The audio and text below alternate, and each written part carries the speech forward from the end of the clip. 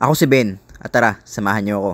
At ngayong araw nga ay nag-crave na naman ako sa bibi ng kapitbahay namin. Charot! What? Sabi nga nila, dito ko lang makakita sa Nueva Ecija na kahit hindi mo bibi, ay pwede mong lutuin. Wow naman! Wow! At ang una ko ang ginawa ay tinanggalan ko lang ng balahibo sa leeg para naman magmukhang geng-geng.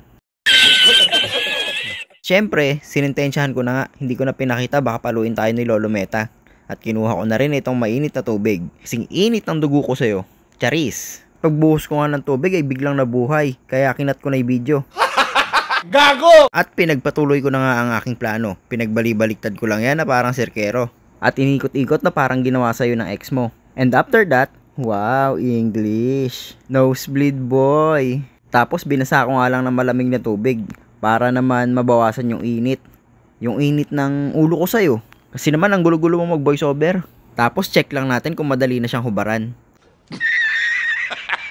Nahirapan na ako mag-isang kamay kaya dinalawa ko na nga. Tapos ituturbo ko na rin kasi nahihirapan na ako mag voiceover. Wala na akong maisip na linya. Pwede na! After ko mabalahibuan ay sinuplete ko na nga. Kasi nga may mga maliliit pang balahibo na tira. Kukunin ko sana yung chani ni Lola kaso hindi ko alam kung saan nakalagay. Kaya chinaga ko na lang isuplete. Carbon, Lodi. Look at the texture. Sana all.